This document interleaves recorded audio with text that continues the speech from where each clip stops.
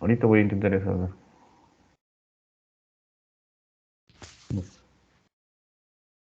Ya.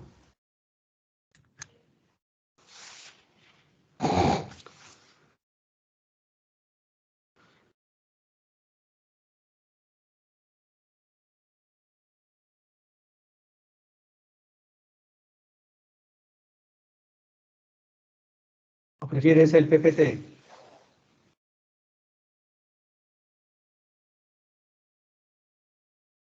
Sino que en el PDF hay imágenes al final que pueden ser útiles, ¿no? Ahí se ve bien, doctor, ¿está bien? Sí. Está reducido, no sé cómo lo ve el resto.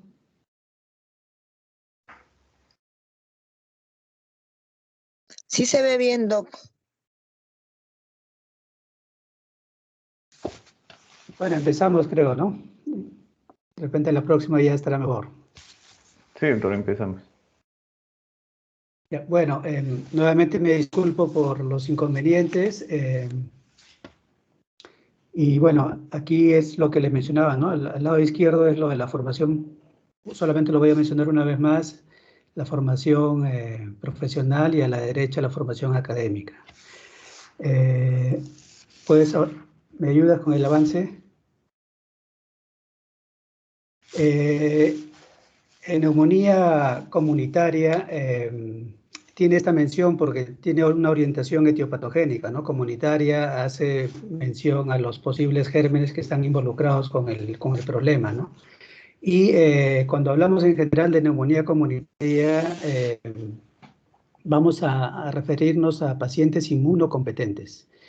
Y quedan excluidos los pacientes inmunosuprimidos. Como ven ustedes ahí, los pacientes con VIH-Sida, los pacientes con un conteo de neutrófilos por debajo de 1000, los pacientes que reciben inmunosupresores, por ejemplo, biológicos, ¿no? Para problemas reumatológicos, inmunológicos o incluso para cáncer, y los pacientes que usan de manera habitual prednisona por encima de 5 miligramos al día.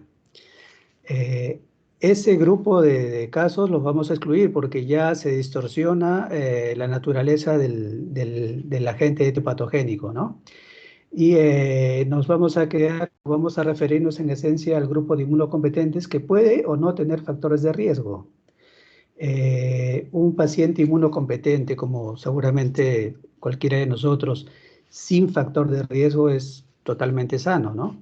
Pero puede ser inmunocompetente que tenga algunos factores de riesgo, como por ejemplo consumo en exceso de alcohol, de tabaco, puede tener una enfermedad crónica cardíaca, pulmonar, hepática o neurológica. Eso es bastante común. O pueden tener diabetes y menos frecuentemente un implante coclear o incluso fuga o fístula de líquido cefalorraquídeo, ¿no? Entonces, nos vamos a, esta sesión en general está referida a este grupo de pacientes. Y cuando se hable en general de neumonía comunitaria está referido a este grupo de pacientes. Pasamos. Esta es la referencia principal que he tomado en cuenta para desarrollar el tema. Esto es un libro de terapia actual de este año, entonces yo se lo voy a hacer llegar a través de Paolo por el correo. Las clases que en estos dos capítulos que tenemos con ustedes van a basar en estos autores, en este libro. Seguimos. ¿Qué es lo esencial en el diagnóstico de neumonía comunitaria? Por un lado, en cuanto a síntomas, pues el paciente puede tener fiebre o hipotermia, puede haber taquimia, ustedes ya saben qué es eso, tos con o sin esputo, tos productiva o no, puede haber disnea, obviamente, dolor torácico y diaforesis. Eso en cuanto a síntomas. En cuanto al examen físico, pueden haber roncantes o crépitos o incluso la pectoriloquia áfona, ¿no? A la auscultación. En casos de un florido o síndrome de consolidación, hay la pectoriloquia áfona que seguramente les han enseñado en semiología, ¿no? Diga 33 y entonces se escucha muy bien a través del esteto. Ya pronto van a volver a eso. seguramente. En cuanto a la imagen, ¿ustedes han hecho semiología de forma presencial? Paolo. Presencial, O 15 días, No, no, virtual. doctor. doctor. Virtual, Ahí se virtual, cortó. pues. Bueno, ya vamos a ver eso cuando se restablezca todo. En cuanto a imagen, se puede apreciar una opacidad parenquimal en rayos X. Y la radiografía ayuda, pero a veces no ofrece todos los detalles que pueden ser útiles, ¿no? Y el contexto es importante. Estamos hablando de neumonía comunitaria y esto entonces ocurre fuera del hospital, ¿no? O dentro del hospital, pero en las primeras 48 horas del ingreso de los pacientes, ¿no? Y en este sentido, si un paciente viene de una casa de reposo donde hay personas generalmente adultas mayores o con enfermedades crónicas, eso ya puede manejarse como si fuese ya no comunitario, sino incluso hospitalario. ¿Sí? Pasamos. Miren, la causa más frecuente de neumonía comunitaria en el grupo de población que hemos mencionado es el estreptococo neumoniae. De hecho, las estadísticas pueden variar, pero en la mayoría de ellos es el más frecuente, incluso puede llegar hasta ser el 50% de los casos de neumonía comunitaria, ¿no? Entonces, y ciertamente hay un grupo de porcentaje de casos en los que haciendo el esfuerzo diagnóstico no se llega a identificar el agente causal. Y aquí ustedes tienen la imagen del estreptococo neumonía, es un diplococo, ¿no? Gran positivo con esta fuente de la CDC. Y aquí a la derecha, Paolo, ¿qué observas en la radiografía?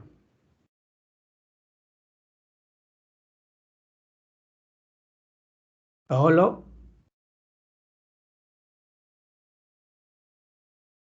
¿ves la placa? Ya, una opacidad focal, doctor.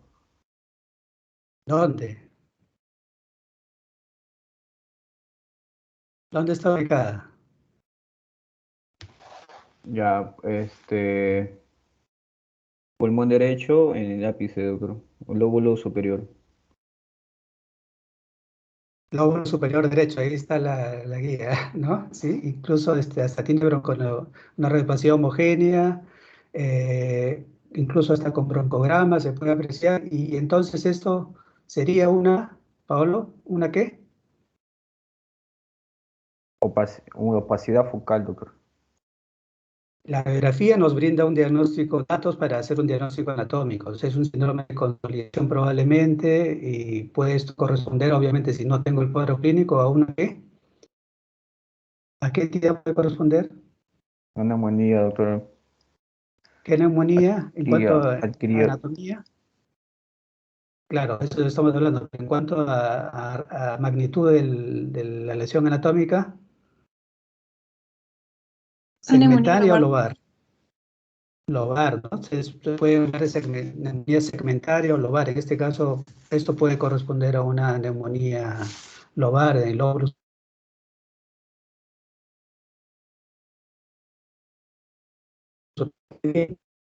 Paolo,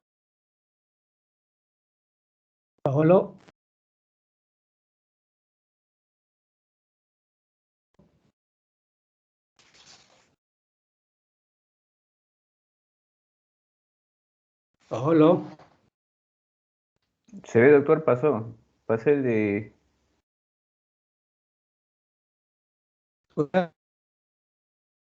Pasé de página, está en principio de la terapéutica. Se escucha entrecortado, doctor. por un lado, prontitud, oportunidad. ¿Me escucha? ¿Me Sí, un poco escucha? entrecortado, doctor, entrecortado.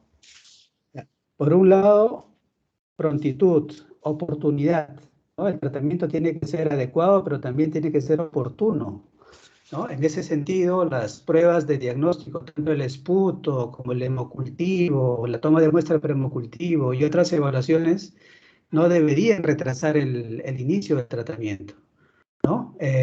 Porque esa oportunidad, esa prontitud, tiene una relación muy estrecha con el resultado, con el desenlace que pueden tener los pacientes, ¿cierto? Y por otro lado, la cobertura antibacteriana tiene que ser adecuada, ¿no? Entonces, el hecho de que sea comunitaria ya nos orienta a pensar en determinados gérmenes, pero esta también puede variar un poco con la presentación clínica, los factores de riesgo que tenga el paciente, la condición clínica. Eso tiene que ver con si está estable o está delicado o grave, ¿no? Y, y sobre todo con los patrones de resistencia locales, ¿no? Lamentablemente en nuestro medio no hay mucha información y a veces tenemos esa limitación, no solo para el manejo de neumonía comunitaria, sino también para el manejo sobre todo de neumonías intrahospitalarias o nosocomiales, como vamos a ver en la siguiente sesión. Pasamos, Pablo. Es sobre los agentes causales de la neumonía comunitaria, ¿no? Esto puede variar de acuerdo a la gravedad y a dónde puede estar ubicado el paciente, ¿no? En hospitalización. En el ambulatorio pensamos en estreptococo, micoplasma o clamidia pneumoniae, ¿no? En pacientes hospitalizados podemos ampliar esto a hemófilos influenza, y en pacientes que están hospitalizados y en UCI, siempre hay que pensar en la posibilidad de enterobacterias, estafilococo aureus y pseudomonas, ¿no? Entonces, por todo el ambiente y la condición previa en cuanto a alguna enfermedad preexistente que pueda tener el paciente, que puede incluso haber sido el motivo de ingreso, ¿no? Porque la neumonía nosocomial es generalmente una complicación, ¿no? Pasamos.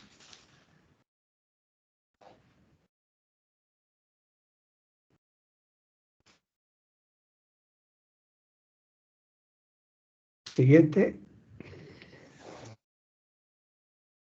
Y en la terapéutica del paciente ambulatorio, generalmente vamos a utilizar agentes orales, factor de riesgo, con factor de riesgo puede haber un poco de variación en los esquemas. Sin factores de riesgo, una persona saludable, podemos utilizar con tranquilidad amoxicilina, 1 gramo cada 8 horas, o podemos usar doxiciclina, 100 miligramos cada 12 horas, o también tenemos la opción de usar claritromicina o acitromicina, ¿no? Aquí el esquema que se plantea aquí, según el autor, quizás no sea no coincida incluso con la ficha técnica del producto, porque según la ficha técnica, la dosis de claritromicina es de 250 miligramos cada 12 horas, ¿no? Entonces, y ustedes habrán escuchado hablar seguramente con frecuencia de la acitromicina, ¿no? Es muy popular porque se usa una vez al día, puede usarse solo tres días, pero quizá no sea del todo conveniente frente a una neumonía porque actúa muy lentamente y si tienen la mala fortuna de reaccionar, ser alérgicos o hacer alergia al medicamento, pues tienen varios días de exposición al producto y eso no es conveniente. Entonces, si van a usar un macróleo, claritromicina más bien podría ser una mejor opción porque actúa más rápidamente y quizá los resultados sean mejores. Acitromicina podrían dejarlo más bien para problemas pélvicos o incluso de transmisión sexual, ¿no? Problemas de infecciones de transmisión sexual. Y si el paciente tiene factores de riesgo, ustedes pueden usar un macróleo, como dice acá, doxiciclina y un betalactámico, ¿no? Amoxicilina clavulánico, en estas presentaciones, ¿no? 850 sobre 125 o 500 sobre 125, o cefuroxima también, ¿no? A esta dosis. Entonces, o también monoterapia con quinolonas, ¿no? Pero aquí quiero hacer una salvedad desde ahora, porque esto se va a repetir más de una vez en esta y en la siguiente presentación.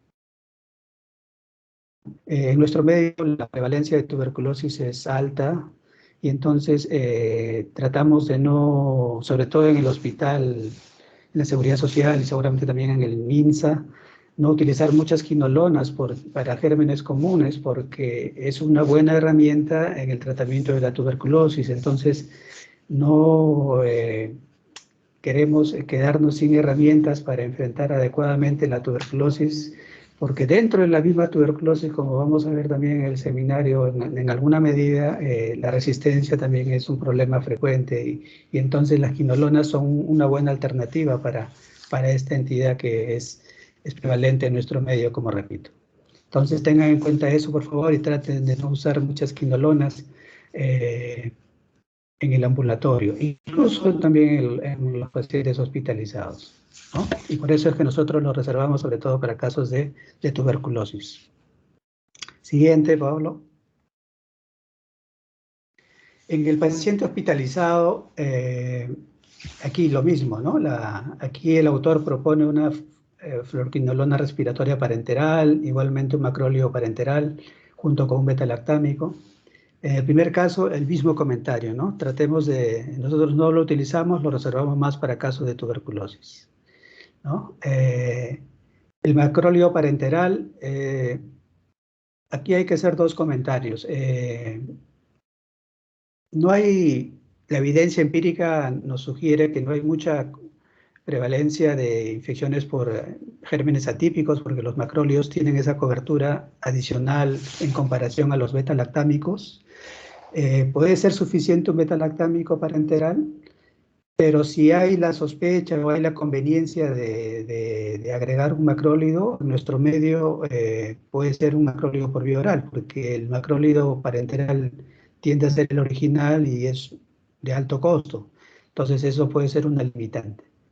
Y otra ventaja de utilizar una combinación de antibióticos es que puede acortar el tiempo de tratamiento. Eso también es un principio que hay que tener en cuenta cuando utilizamos antibacterianos o antibióticos en general, que en la medida que podamos usar dos medicamentos de espectro dirigido, puede eso favorecer el tiempo de tratamiento, puede acortar el tiempo de tratamiento.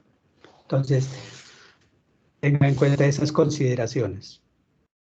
Y en cuanto a qué beta-lactámico utilizar, aquí podemos emplear ampicilina sulbactam, o cefotaxima, ceftriaxona, o más alejado ceftarolina, que ya implica un espectro más amplio de gram positivos, incluso estafilococo, que en algún caso puede ser una alternativa, ¿no? Pero esto no lo tenemos disponible en el estado. Quizá deban saberlo para alguna opción particular que pueda haber, ¿no? Es una cefalosporina de quinta generación, con cobertura amplia. Siguiente. Si en el paciente hospitalizado, si hay un aislamiento respiratorio previo de Staphylococcus aureus, meticilino resistente, o estas otras siglas que son del inglés, se puede agregar cobertura para gram positivos, para estafilococo, ¿no? Tomando siempre la previsión de las muestras. No contamos con PCR, pero al menos intentar siempre tomar muestras de la zona afectada, en este caso muestras de esputo, sangre para hemocultivo, y si hay una efusión paraneumónica, eventualmente también puede ser otra muestra, una toracocentesis diagnóstica, también puede ser otra alternativa para obtener muestras. Siempre hay que hacer el esfuerzo de identificar el germen, no recurrir solo al facilismo de emplear antibióticos sin hacer el otro esfuerzo. En este sentido, aquí tenemos dos herramientas, vancomicina o linezolid.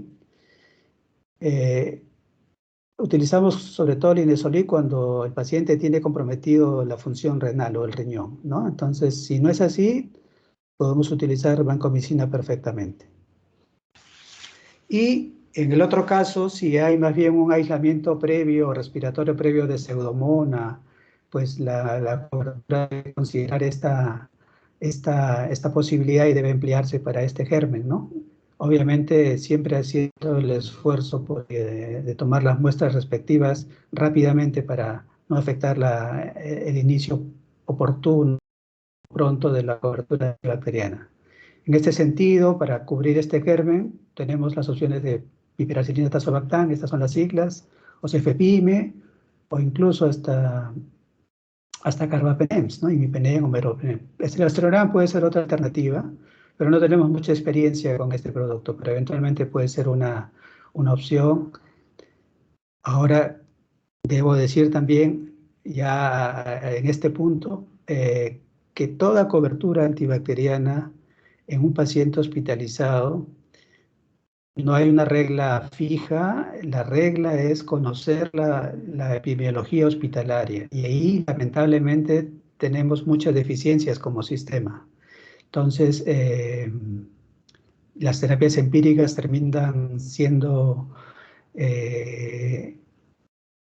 discurriendo en todo el ciclo del tratamiento. La terapia empírica es buena para empezar, pero no es buena o no debería ser buena para terminar, ¿no? Siempre en el curso del tratamiento se debe dirigir o se debe desescalar la terapia en función de los resultados de los cultivos o de las pruebas para identificar los agentes causales. Siguiente.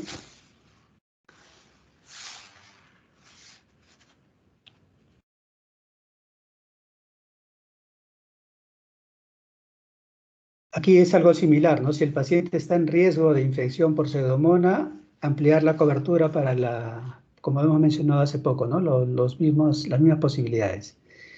Ahora, si el paciente está en condición crítica, ¿no? En riesgo de resistencia o hay una prevalencia local mayor al 10%, entonces aquí se sugiere, según el autor, agregar quinolonas, pero ya aquí tenemos la contingencia que he señalado de que esta no la reservamos, aparte de que cuando hay sospecha ya de Pseudomonas, en los hospitales como donde trabajo hay mucha resistencia a quinolonas, entonces aun cuando puedan emplearse no tendrían actividad contra ese tipo de germen. Entonces, en este caso, este punto no sería aplicable, ¿no?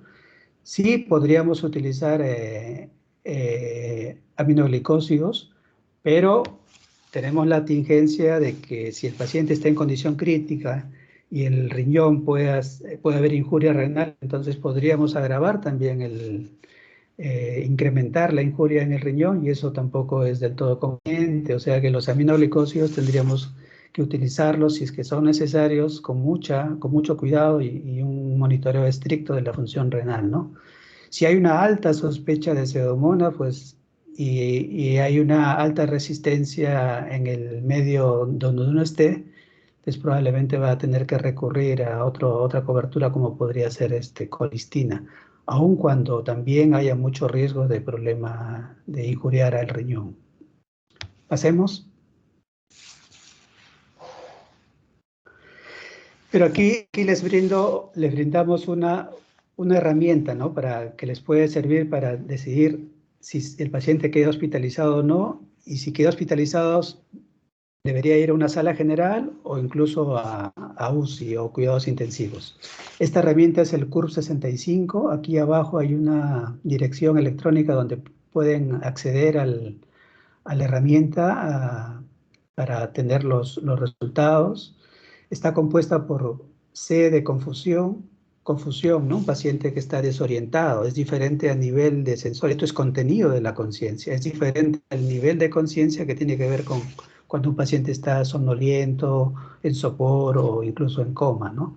Cuando se habla de confusión es el contenido de la conciencia y en este caso el paciente puede estar desorientado y eso aplica para esta variable. La uremia, la frecuencia respiratoria, la presión arterial, sistólica, diastólica y la edad más o de 65 años, ¿no? Como ven, todas son clínicas, excepto la uremia, que tendríamos que tener el resultado. Por esa dificultad que pueda representar en la rapidez de la aplicación de esta herramienta es que se retiró y se evaluó y se encontró que los resultados eran similares en cuanto a predicción y por eso es que se quedó con el CRB5, perdón, 65. ¿Y cómo es la proyección, ¿no? Cuando no hay ningún otro factor confusión, frecuencia respiratoria, presión y en pacientes de menos de 65 años, cuando no hay ninguno de estos factores, la mortalidad es menor a 1%, y entonces el paciente con una mayor tranquilidad pues, se le puede plantear el manejo ambulatorio, ¿no? Pero cuando hay uno o dos pacientes, el paciente debe quedar hospitalizado en sala general, y si hay 3 o 4 factores de riesgo, prácticamente todos, el paciente debería ir a la UCI, ¿no? A la UCI general del hospital o a la UCI de la urgencia o de la emergencia. ¿Sí? Entonces aquí pueden utilizar esta herramienta para tomar una decisión mucho más fundamentada, mucho más sustentada.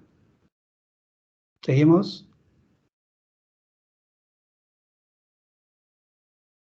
¿Cuánto debe durar la terapia? Hay toda una discusión sobre, o una revisión sobre, siempre hay que procurar ser lo más conservadores posibles. Un tiempo mínimo puede ser suficiente, y en lugar de un tiempo máximo que a veces es más un ansiolítico del médico que una real necesidad, ¿no? Entonces, en este caso, 5 días pueden ser suficientes en adultos sanos y ambulatorios, o sea, sin factores de riesgo, inmunocompetentes sin factores de riesgo, o eventualmente la duración puede variar pues, según la causa, la gravedad o la condición clínica del paciente, si hay complicaciones o no en el curso de la evolución, o si el paciente tiene comorbilidades o tiene factores de riesgo, ¿no?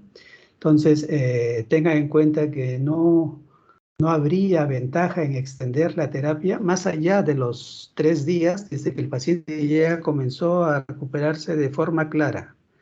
La evolución del paciente clínicamente, ustedes van a notar que cuando comienza a mejorar de forma clara, sin duda, y a partir de ese momento pueden contar 3 días y de ese punto puede ser suficiente 3 días para cerrar el ciclo de antibacterianos, ¿no? Entonces, también deben tener en cuenta que la remisión clínica antecede a la remisión radiológica.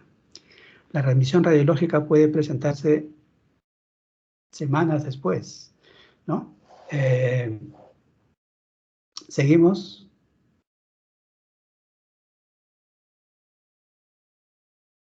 Y antes de entrar al terreno de la prevención, yo quería hacerles alguna mención.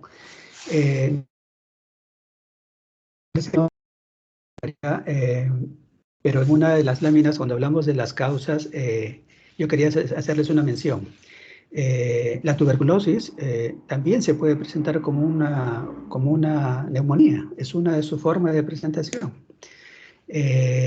Entonces hablamos de neumonía tuberculosa. Junto con algunos compañeros en el último año de medicina del pregrado, publicamos una casuística del Hospital 2 de Mayo y estaba colocada en una de las láminas, pero no la he podido ver. Quizá cuando ya cuenten con la presentación, si la puedan acceder a ese artículo que fue publicado en la revista o en el boletín de la Sociedad Peruana de Medicina Interna, ¿no? Entonces, para que ustedes tengan en cuenta, pero ¿cuál fue la variante en esa casuística? Es que los pacientes, si bien es cierto, tenían el consolidado en la radiografía, tenían un consolidado segmentario o incluso lobar, el tiempo de enfermedad era más de 2 semanas y había hiporexia o algo de baja de peso. Lo que no se va a presentar en una neumonía bacteriana comunitaria, que es un cuadro más brusco, más agudo, en menos días, ¿no? Entonces, los pacientes de la casuística que pudimos recopilar y publicar fueron manejados inicialmente como neumonía comunitaria por bacterias, pero terminaron siendo tuberculosis. O sea, hay que tener en cuenta que como esta enfermedad es también prevalente, tener mucho cuidado y no recurrir al facilismo de considerar que todos son bacterias comunes, sino también a la tuberculosis como una posibilidad, en algún caso de neumonía comunitaria, donde hay algo que no calce, no cuadre, hay que tomarla en cuenta. O sea, un BK en esputo no les puede ser de mucha utilidad. ¿Sí? Entonces, pasemos al tema de la prevención, que es muy importante. Es bonito tratar, es bonito recuperar a los pacientes, pero quizá mucho más importante sea prevenir, más aún si tenemos herramientas para una prevención efectiva de este problema. La neumonía comunitaria puede ser prevenida, ¿no? Y puede ser prevenida efectivamente con vacunas, ¿no? Y hay 2 vacunas en el mercado contra el neumococo, la que tiene 13 componentes, o es la conjugada, que está disponible desde el año 2010, y la polisacárida de 23 componentes, que está disponible mucho antes, desde el año 83. Ambas son una buena herramienta efectiva para prevenir quizá no tanto la neumonía, pero sí la enfermedad neumocócica. Tenga en cuenta aquí esto. La enfermedad neumocócica va más allá de la neumonía, ¿no? Una neumonía que tenga bacteriemia, eso ya es una señal de gravedad y forma parte de lo que conocemos como enfermedad neumocócica invasiva, ¿no? Donde adicionalmente tenemos también a la meningitis. Estas son menos frecuentes que la neumonía, pero son mucho más graves y comprometen más el pronóstico de los pacientes. Las vacunas son muy efectivas en prevenir sobre todo enfermedad neumocócica invasiva. También neumonía, pero no en su totalidad, ¿no? Entonces, más aún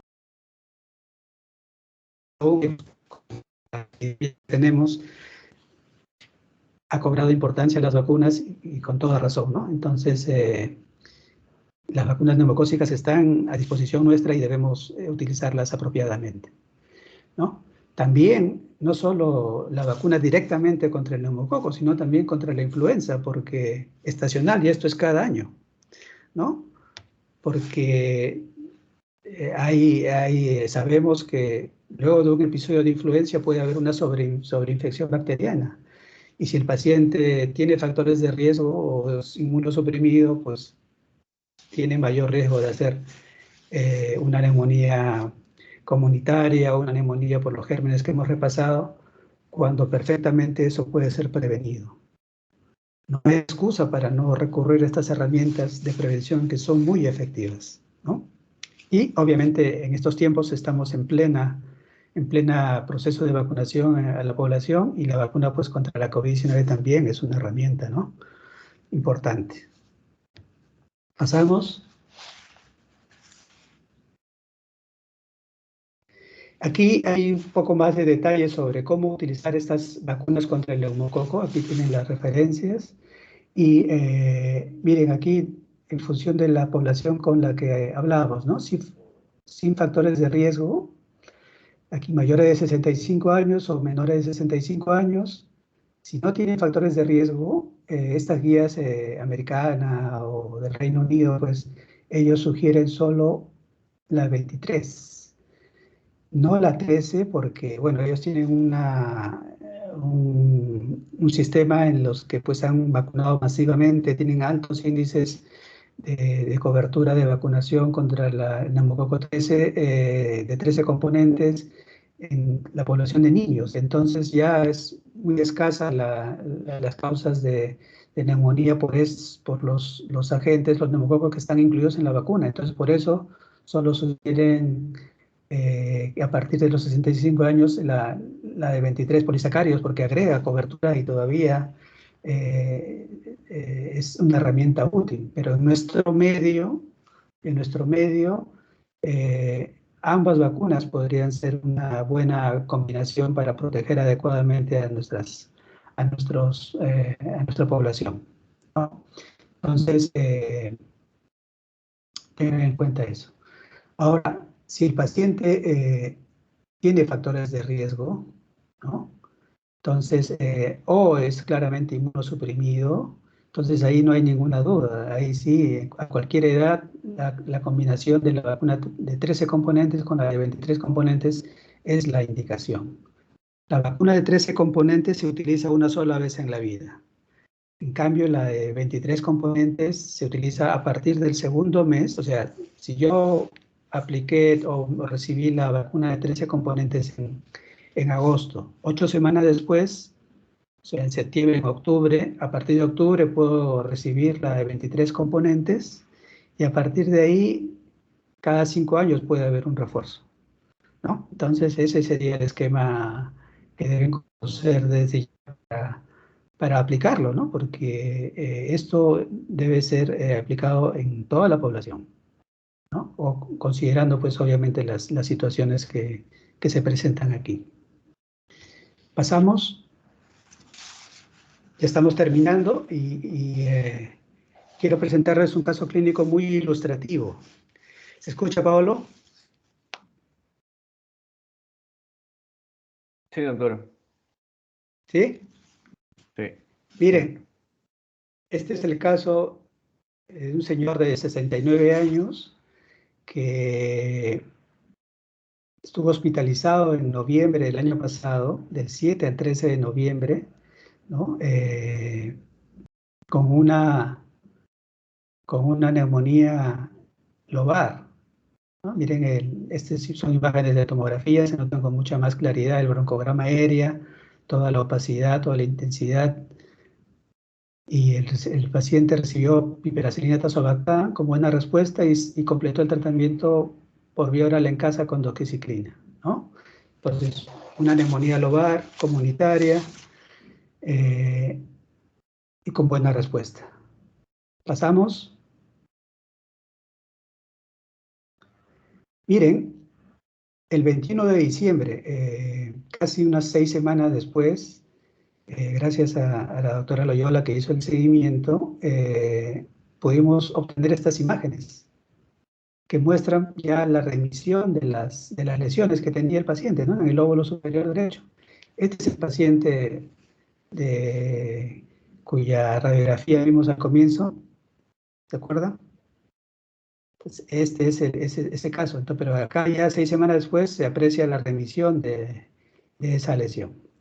Ahora, este administrativo sí, pero no solo por eso, sino por lo siguiente. Pasemos a la siguiente. Este paciente estuvo hospitalizado antes, en el mismo hospital en septiembre, del 16 al 20 de septiembre, por una neumonía COVID demostrada, pero de grado moderado, por eso es que a los pocos días salió de alta. Miren las imágenes, estas imágenes de infiltrado, en una zona distinta a la del lóbulo superior derecho, imágenes de COVID por tomografía, ¿no? El paciente con un COVID moderado salió de alta a los pocos días, en septiembre, y en noviembre reingresa por la neumonía que vimos en el lóbulo superior derecho. ¿Acaso esta neumonía, la neumonía de noviembre, la neumonía bacteriana, pudo haber sido evitada? Este paciente no estaba vacunado, como muchos de nuestros pacientes que recibimos a diario. Entonces, esto remarca la importancia de la vacunación, de la inmunización para proteger a nuestra población, ¿no? Entonces creo que esto les quería mostrar, esto nos ha hecho retrasar un poquito porque hizo muy pesado el archivo, pero creo que ha valido la pena. Creo que es el último, Paolo. Sí, sí, es el Sí, último. doctor, es el último. Sí, es el último. Entonces, miren, seguramente habrán algunas preguntas. Las vamos a poner con las preguntas de la siguiente sesión, que es a las 5:30. Yo más bien voy a enviarle a Paolo la siguiente presentación para que la tenga y podamos empezar a la hora. ¿Les parece? Yo, doctor, estoy bien. Entonces, 5:30 comenzamos. Claro, yo saliendo de esta, te envío por favor por correo la presentación de neumonía nosocomial para que la tengas lista y la podamos proyectar. Claro, ya, listo. Está bien, doctor. ¿Sí? Muy bien, me disculpo nuevamente y entramos en un pequeño receso. Sí, doctor, en 15 Y minutos estamos. guarden sus preguntas o elaboren sus preguntas para que luego de la siguiente sesión la podamos conversar. ¿Ok?